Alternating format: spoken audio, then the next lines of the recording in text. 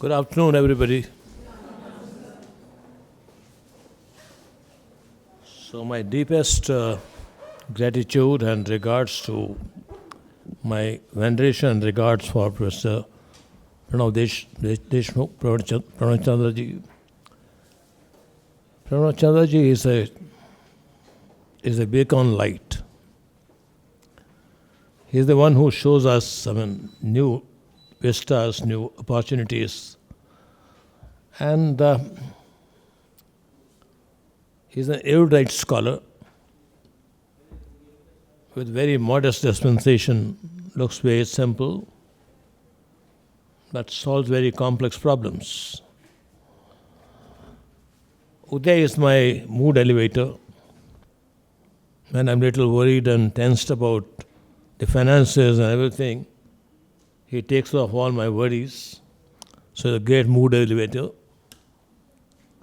When I subscribed to the old school of medicine, when Professor B.C. Roy was there, Professor Vidhan Chandra Roy. How many of you know Professor Vidhan Chandra Roy? Yes, you, Chakravarti, Utpal must be knowing, you too must be knowing, Somnath may be knowing.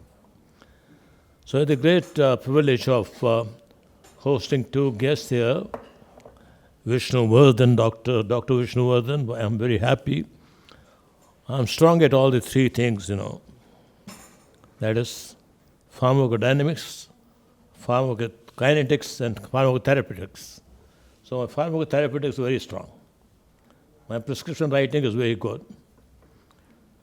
Handwriting was pretty good at one time, now it's gone bad. But I'm too strong at pharmacokinetics and pharmacodynamics both.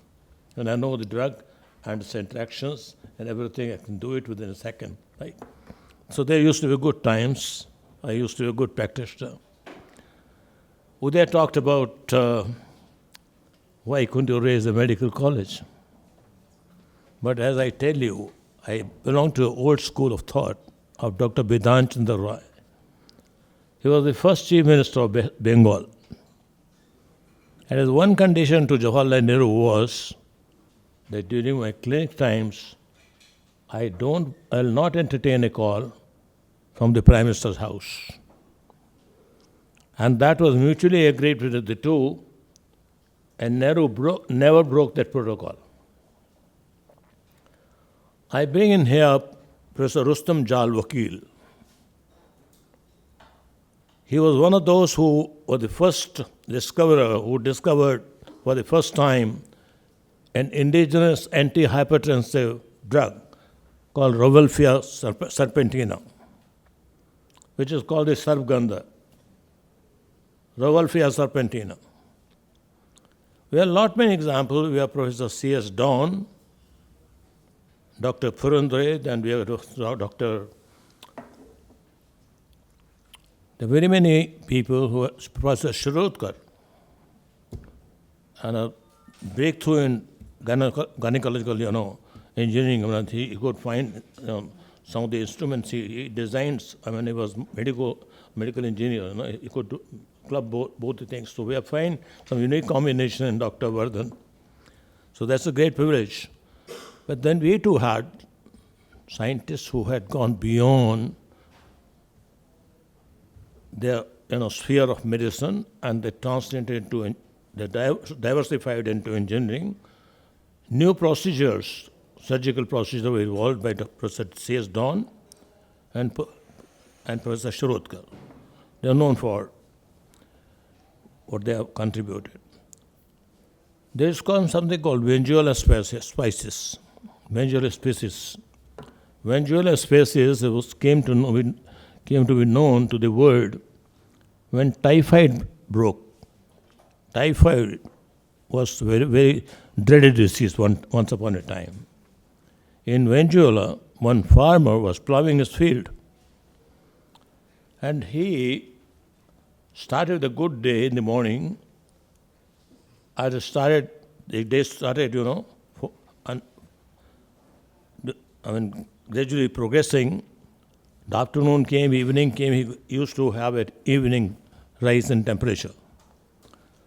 So what I noticed was that morning I am okay, afternoon I become a little sluggish, evening I become absolutely feverish, and the fever used to range between 102, 104, 103. So he was a farmer, local farmer, not so literate. But then what he experimented was there used to be something whitish on a plant, which he wanted to just, anything which is grown there, some berries are there, other things are there. He used to eat something from there locally, Took out some berries, sometimes some jelly, something. Whitish jelly was there. He found it was very bitter. But he found that my temperature was receding. And then he repeatedly took that medicine for 2-3 days, and he found that his pattern of fever was really responding to the white, jelly that was at the bottom of a plant. Tree was there. Its bottom had some white jelly. He used to take and consume, and the fever was favorably responding to it. So the first time, the drug called chloramphenicol for typhoid was discovered. He reported it to the National Formulary, and it has been finally adopted in the US Pharmacopoeia as the Venezuelan species. So Venezuela, also a small country, a farmer could lead to a research which ultimately turned into a wonder drug for typhoid. So we need to be all the time, this right half of the brain and left half of the brain should be simultaneously working. We cannot let one brain get suspended, the other should be active. So now, when we started this institute, particularly Honorable Professor Deshmukh, and it was one of the, I must say, he's too tall a figure. He was nominated he could have been one Nobel Prize winner for India. But there is luck would have it, but VIPS needed him more than anyone else.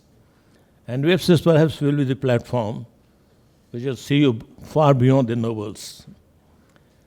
When we started this institute, it never started with the intention of making money. It was purely philanthropic. And it was in the deep Himalayas in Pithoragarh district. I was sitting under a silver oak tree on a moonlit night. And one Swami of the Ramakrishna order, Swami Jitatmananji, who was the editor of the Prabodha Bharat, a first journal started with Swami Vivekananda himself. We were just talking, and it was some spiritual talk was going on, and we were talking to each other very intimately. And I was an initiated disciple of the Ramakrishna Mission, so my initiation took place at the Ramakrishna Mission. I joined in 1975. I started going, listening to the discourses of certain Swamis. And they're wonderful. They were highly educated people. You are doctors, you are technocrats, you are engineers, you are all sorts of, from all walks of life. So he said, which of the two people you love the most or you have fancy for? Which of the two? One is a bearded, monk. Another is clean-shaven, but he's a turbaned monk. You like the turbaned one or the one with the beard? I said, when I want to get energy, I want the turbaned one. When it comes to wisdom, I like the one with the beard. So Thakur Ramakrishna Paramhans, if you really want to be a devotee, his life has been an example for anyone to, if you want to devote yourself to a cause, a simple, gospel of Ramakrishna. And it gives you so much of wisdom that you can do anything and everything in this world. When we started with this institution in the year 2000, I didn't want students to go out with a degree on a glossy paper. I wanted each one of them to be a harbinger of change. each one of them to be an asset to this nation, not a liability. I didn't want them to be a burden on themselves and on the parents or on the society as a whole, or on the country as a whole. So we engaged ourselves in the task of man-making, character building, nation building, and three things are expected of a student: the right conduct, sense of duty, and sense of responsibility. We don't care for money, money will come. Your cause should be noble. Once you embark on noble cause, Swamiji said, manifest the divinity within, and everything will get harmoniously arranged around you. So manifest the divinity within, and everything will get harmoniously arranged around you. The philosophy which Uday has expounded. So I'm really indebted to Professor Pranab Chandra. He is a wonderful human being, and I'm so blessed to have his guidance, whether that be quantum mission or whether that be AI, ML or something. NVIDIA is a very costly proposition for us. NVIDIA, one thing that which I noted was NVIDIA's developer program provides access to a wide range of STK and technical resources. It's a forum for more students and researchers and educators.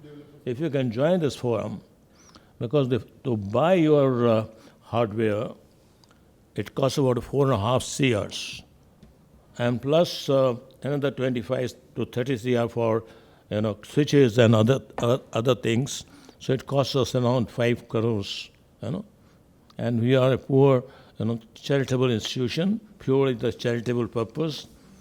And when your partner came, so I told him, I said, let's do it in 2 years. You 2.5 this year we pay, 2.5 next year we pay, because we don't have any other source of income except for the revenue generated from the fee of our students. And the fee is also fixed by the state government. We are not free to fix our own fee. So we will be soon free from that with the help of and guidance of Professor Pranab Chandra. We will be soon deemed to be university under a distinct category. We have already applied for that, and we are fully eligible for that. So we have applied for that, and next 6 months down the line, we should be deemed to be university under a distinct category, and quantum is on our priority, sir. We will be guided by your wisdom, and you have a deep insight into the quantum and tomorrow's things to unfold. I mean, it's the whole lot is going to be revealed to the people what power quantum carries. So I'm really indebted to each one of you for having to spare your valuable time. But remember this, VIPS will never let you down. VIPS will always keep each one of your ideals afloat, high. We will never ever compromise on our integrity. We will never ever compromise on ours, on the basic principles and ethics, notwithstanding how much resource constraint we have, but then these are my assets. Bricks and mortars won't make an institution great. It's the people who work here, and each one of them sitting here in the faculty has a minimum PhD degree. And beyond that, they have many research papers to their credit, and they keep on engaging themselves in writing research papers. They do at least one national, one international journal. They Scopus, everything, classified journals. So each one of them is contributing. They are making their immense contribution. I'm very, very grateful and very happy that I've got very young, enthusiastic educators. They are the future of this country and the future of this institute. So when I say that the bricks and mortar and all this air conditioning, everything, comforts won't do anything. These are the people who will make a difference. And I need to keep my flock and my faculty motivated. Always I want to see them happy, joyful. I want their families to be happy. And then each one of them I want them to become a member of a society which is called the Society for the Total Revival of National Glory and True Heritage. It's a society which, on the ages of which Vivekananda Institute is working. It's a society called Strength India, Society for the Total Revival of National Glory and True Heritage. So we are working on that mission, and we will not dilute our mission at any point of time, no matter how rough the weather may be. Turbulent weather will come and go, but we are determined to make it a great institution for times to come. Thank you so much indeed.